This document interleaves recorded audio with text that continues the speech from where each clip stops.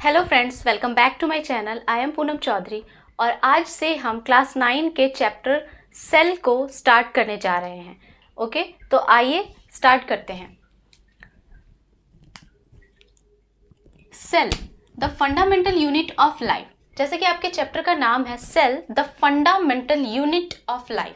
तो क्या होता है कि कोई भी ऑर्गेनिज्म है, अगर कोई भी ऑर्गेनिज्म है, चाहे वो ह्यूमन हो, एनिमल हो, प्लांट हो या एक सिंगल सेलुलर ऑर्गेनिज्म हो, कोई भी हो, वो किस चीज़ से बना होता है। सपोज दैट अगर हम ह्यूमन की बात करें तो जो ह्यूमन है उसका पूरा बॉडी किस चीज़ से बना है। अगर हम ह्यूमन के बॉडी के अंदर जाए तो हमें मिलेगा बहुत सारा ऑर्गन सिस्टम। ओके, बहुत सारे ऑर्गन सिस्टम मिलेंगे हमें, जैसे कि डाइजेस्टिव सिस्टम हो गया, रेस्पिरेटरी सिस्टम हो गया, रिप्रोडक्टिव सिस्टम हो गया। तो अगर हम इस बॉडी के अंदर जाएंगे तो हमें मिलेगा बहुत सारा सिस्टम।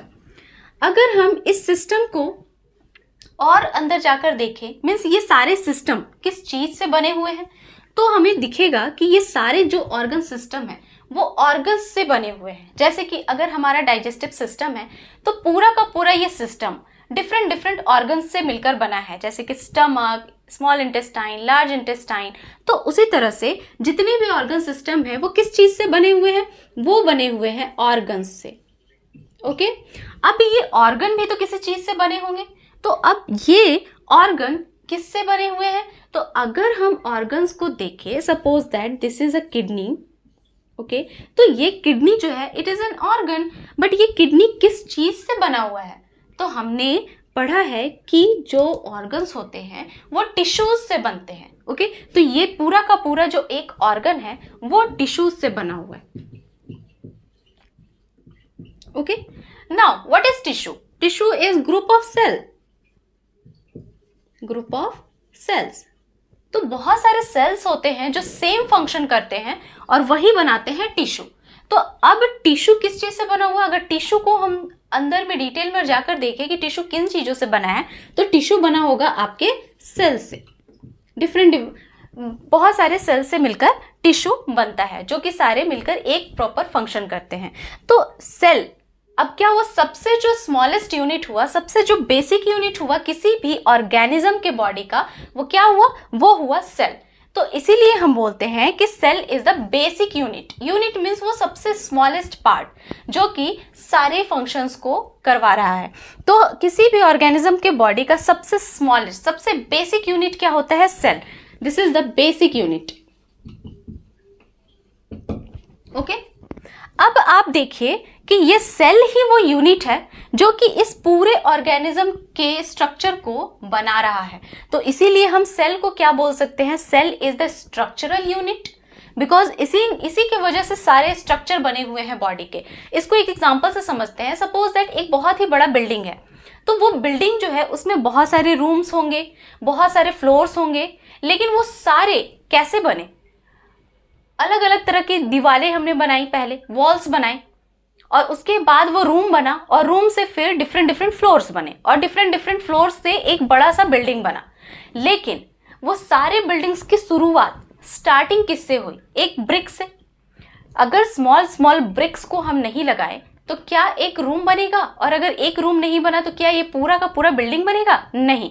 तो वैसे ही जैसे एक पूरे बिल्डिंग को बनाने के लिए ब्रिक्स इंपॉर्टेंट होते हैं, जो कि स्मॉलेस्ट यूनिट होते हैं, सेम उसी तरह किसी भी ऑर्गेनिज्म के स्ट्रक्चर को बनाने के लिए सबसे जो स्मॉलेस्ट यूनिट होते हैं वो होते हैं सेल। तो इसीलिए हम इसे कहते हैं cell is the structural unit.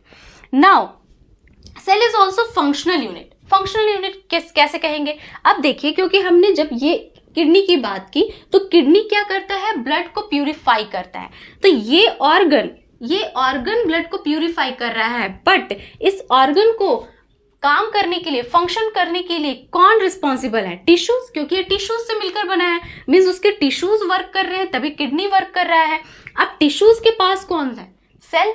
तो सेल, हर एक सेल जब फंक्शन करेंगे तभी एक ऑर्गन फंक्शन करेगा। तो मतलब क्या हुआ? Cell is the structural unit and it is also a functional unit of life।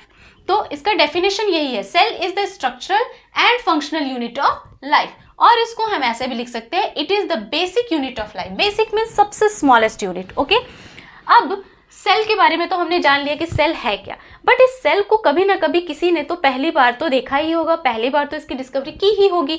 तो इस सेल को सबसे पहले फाइंड आउट करने वाले, डिस्कवरी करने वाले जो पर्सन थे वो थे Robert Hooke. Okay, Robert Hooke ने सबसे पहले 1665 में डेड सेल को देखा था।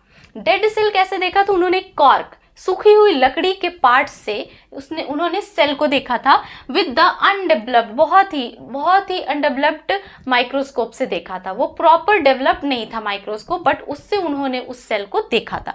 तो जब उन्होंने उस सेल को देखा रॉबर्ट हुक ने, तो उन्हें क्या स्ट्रक्चर दिखा? उन्हें दिखा कि सेल के इस कॉर्क के अंदर स्मॉल स्मॉल से चैम्बर्स बने हुए हैं। ओके, उन्हें ऐसे स्मॉल स्मॉल चैम्बर्स दिखा। तो इस चैम्बर को लैटिन वर्ड में बोला जाता है, ये स्मॉल रूम की तरह दिखा, और इस स्मॉल रूम को लैटिन वर्ड में बोला जाता है सेल्यूला। तो सेल्यूलर वर्ड से उन्होंने इसका नाम रखा सेल। ओके, सेल्यूलर वर्ड से उन्होंने सेल रखा। तो सबसे पहले डिस्कवरी किसने की? रॉबर्ट हुक ने in the year 1665 with the help of an microscope, जो कि पूरा का पूरा डेवलप नहीं था, in the cork, dead cell को देखा था। ओके, तो अब उन्होंने डेड सेल को देखा, लेकिन किसी न किसी को अब लिविंग सेल भी देखना होगा। मीन्स उसके बाद बहुत सारे लोग आए जो उस सेल के ऊपर स्टडी करने लगे। तो फाइनली इन द ईयर 1664 में एक साइंटिस्ट आए जिनका नाम था A.V. ल्यूवेनहुक। A.V. ल्यूवेनहुक ने क्या किया? पॉन्ड के वाटर को लिया और उन्होंने माइक्रोस्कोप में देखा। तब तक माइक्रोस्कोप थोड़ा डेवलप्ड हो चुका था। तो उन्होंने जब पॉन्ड वाटर को माइक्रोस्कोप के अंदर देखा तो उन्हें कुछ छोटे छोटे सिंगल सेलुलर ऑर्गेनिजम्स नजर आए, जैसे कि अमीबा और एल्गी, और उसको उन्होंने स्टडी किया। तो एंटोन वॉन ल्यूवेनहुक वो पहले साइंटिस्ट थे जिन्होंने लिविंग सेल को ढूंढा। तो अगर आपके क्वेश्चंस आते हैं कि हु डिस्कवर्ड द सेल, तब तो आप लिखोगे रॉबर्ट हुक। बट अगर आपका ये क्वेश्चन आता है who discovered the living cell, then आपको लिखना होगा Anton von Leeuwenhoek. Okay, Robert Hooke ने डेड सेल देखा था, एंटोन वॉन ल्यूवेनहुक ने लिविंग सेल देखा था, बट सेल की डिस्कवरी सबसे पहले रॉबर्ट हुक ने ही की थी। ओके, ये तो बात हो गई डिस्कवरी की। अब डिस्कवरी के बाद बात आता है कि सेल की थ्योरी। सेल की थ्योरी मीन्स सेल के बारे में बताना, कि सेल तो पता चल गया कि सेल क्या है, लेकिन सेल के बारे में बताना पड़ेगा ना कि वो सेल है तो क्या फंक्शन है, क्या करता है। तो उसके लिए दो साइंटिस्ट आए, स्लीडन एंड श्वान। स्लीडन ने 1838 में रिसर्च किया और स्वान ने 1839 में रिसर्च किया, और दोनों ने मिलकर ये बताया कि all the plants and animals are made up of cell.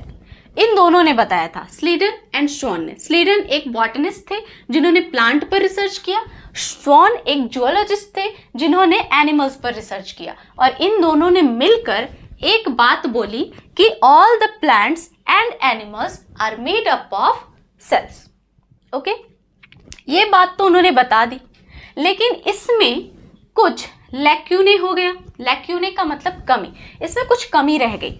लैक्यूने means कमी, मैं यहाँ लिख देती हूँ, लैक्यूने मीन्स कमी। कुछ कमी रह गई इस लाइन में। क्या कमी रह गई? कि उन्होंने ये तो बता दिया कि जितने एनिमल्स और जितने प्लांट्स हैं वो सारे सेल से बने हुए, बट सेल कहाँ से आया, सेल कैसे बना, ये तो अभी किसी ने बताया नहीं। तो इसको बताने के लिए एक साइंटिस्ट आए जिनका नाम था वर्शो। इन द ईयर 1855 में 1855 में वर्शो आए और उन्होंने बताया, उन्होंने अपने रिसर्च किए और रिसर्च के बेसिस पर उन्होंने बताया कि new cells come from pre existing cell. जितने भी सेल हैं वो पहले वाले सेल से ही आते हैं। मीन्स एक कोई सेल है और वही डिवाइड करता है और फिर वही नए सेल बनाता है। तो उन्होंने इस लाइन को ऐड कर दिया। मीन्स अगर आप पूरे सेल थ्योरी को पढ़ो तो आपको ये दो लाइंस मिलेंगी। पहला तो ये कि all the plants and animals are made up of cell, and दूसरा new cells come from pre existing cell. तो ये दो लाइन मिला के आपके बनते हैं सेल थ्योरी। ओके, बात करते हैं इसके शेप, साइज एंड नंबर के बारे में। तो सेल है, सेल का कुछ ना कुछ शेप भी होता होगा। तो शेप तो बहुत सारे होते हैं क्योंकि ऑर्गेनिजम्स बहुत सारे हैं। शेप जो है वो सेल का डिपेंड करता है उसके फंक्शन पर, ओके, फंक्शन एंड वो किस जगह पर प्रेजेंट है एंड उसका क्या फंक्शन है। तो शेप डिपेंड्स ऑन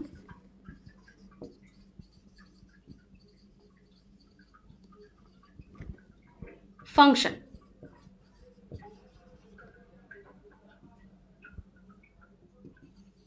ओके, वो किस तरह का फंक्शन कर रहा है उस पर डिपेंड होता है कि उसका शेप कैसा होगा। तो शेप जनरली होते हैं बाइकॉनकेव। बाइकॉनकेव जैसे कि आपने देखा होगा आरबीसी। आरबीसी कैसा होता है, वो दोनों तरफ से ऐसे बीच में चपटा होता है। ओके, वो राउंड होता है और बीच में चपटा होता है, तो उसको बोलते हैं बाइकॉनकेव। उसके बाद स्पिंडल शेप। स्पिंडल शेप कैसे होते हैं, दोनों एंड जो होते हैं वो टेपरिंग होते हैं। ओके, तो इस तरह के सेल जो होते हैं वो मसल सेल में प्रेजेंट होते हैं। तो इसका स्ट्रक्चर कैसा होता है, स्पिंडल होता है। ब्रांच्ड, जैसे न्यूरॉन आपने देखा हुआ है कि इसके बहुत सारे ब्रांच निकले होते हैं ऐसे ऐसे करके, तो ये जो होता है ब्रांच्ड सेल होता है।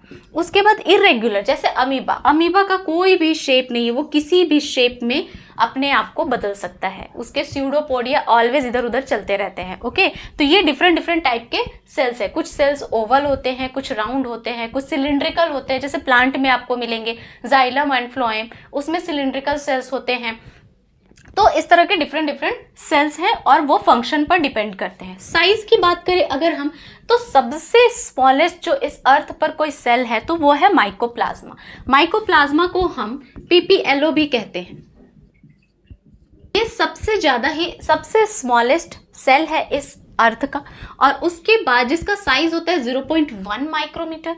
उसके बाद अगर लार्जेस्ट ह्यूमन सेल की बात करें तो ह्यूमन के बॉडी में सबसे लार्जेस्ट सेल प्रेजेंट होता है जो होता है फीमेल oocyte, जिसका साइज है 120 माइक्रोमीटर। और अगर इस अर्थ पर सबसे लार्जेस्ट सेल की बात करें तो वो होगा ऑस्ट्रिच का एग ऑफ ऑस्ट्रिच, जिसके बारे में आपने 8th क्लास में पढ़ लिया है। ओके, तो ये थे साइज के बारे में। अब नंबर, सेल के नंबर के बेसिस पर ऑर्गेनिज्म कितने तरह के हो सकते हैं और सेल का नंबर कितना हो सकता है।